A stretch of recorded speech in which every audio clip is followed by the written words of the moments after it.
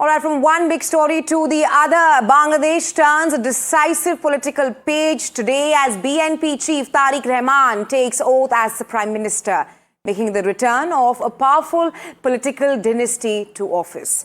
In a historic first, Rahman has become Bangladesh's first male Prime Minister in 32 years. India was represented by Lok Sabha Speaker Om Birla and Foreign Secretary Vikram Misri, underscoring New Delhi's strong engagement with Dhaka amid the latest tensions. The key question now remains, number one, will Dhaka-Delhi ties see a reset? Can Rahman bridge deep political divisions within Bangladesh? And how will he navigate economic pressures and regional geopolitics as he begins his term? And well, my colleague Saurabh is now joining me live from Dhaka. Saurabh, big question remains as Tarique Rahman has taken oath as the Prime Minister of Bangladesh.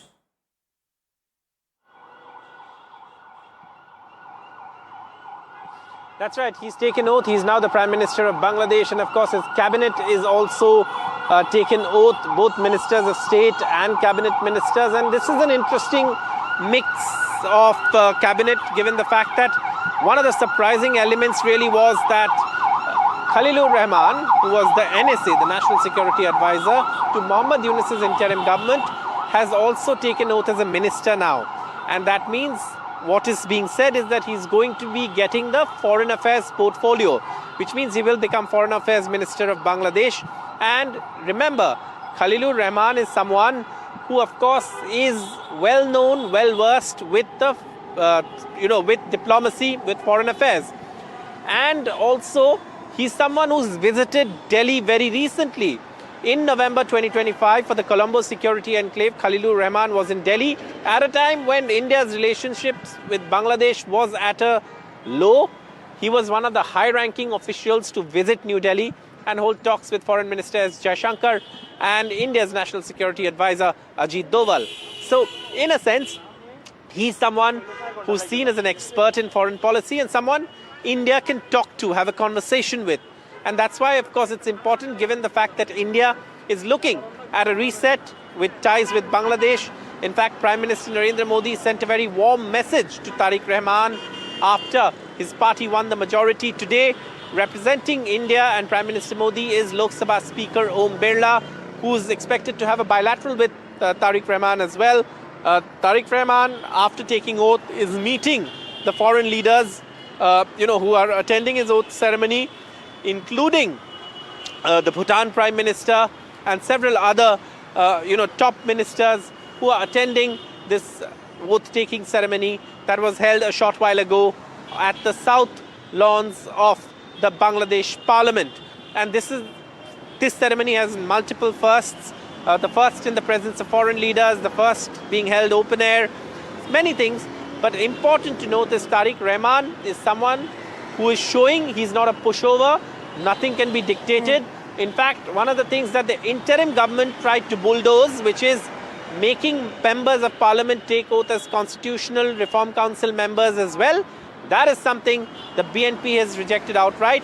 They say they will implement the July Charter, the document that was also voted a yes in the referendum held alongside elections.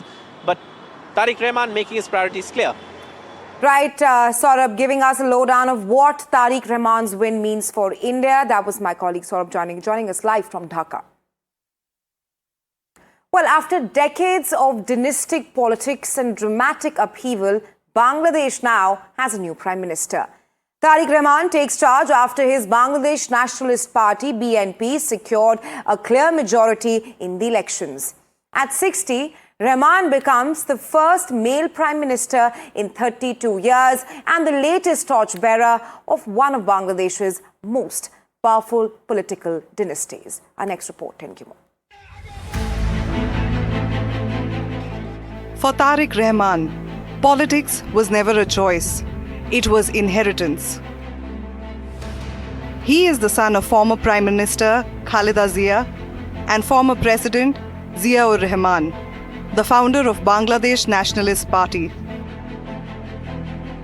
His father, a war hero turned president, was assassinated in a military coup in 1981 when Rahman was just a teenager.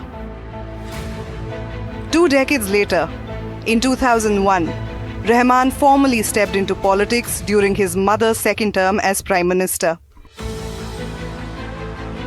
By 2002, he had risen to a senior position within the BNP. The opposition called it brazen nepotism. Supporters called it natural succession. Rahman developed a reputation as an enforcer, a man who tightened party discipline and consolidated control. But controversy followed closely behind. In 2007, during a military-backed caretaker government, Rahman was arrested on corruption charges. He claimed he was tortured in custody. After 18 months in prison, he was released and left for London, entering what would become a 17-year exile. Reports suggested he had agreed to step away from politics to secure his departure. Yet from abroad, Rahman remained central to BNP's strategy. In 2018, after Khaleda Zia was jailed, Rahman became the party's acting chairman. Meanwhile, under then Prime Minister Sheikh Hasina, he faced multiple cases, including allegations related to a deadly 2004 grenade attack. He denied all accusations and was later cleared of charges. On December 25, 2025, Rahman returned to Bangladesh. 5 days later, his mother passed away. On January 9th, he officially became BNP chairman. Now, with an electoral mandate secured, Rahman faces his greatest challenge yet. Can a leader shaped by exile and controversy unite a divided nation? Can he move beyond legacy and define his own chapter? Bureau Report, NDTV.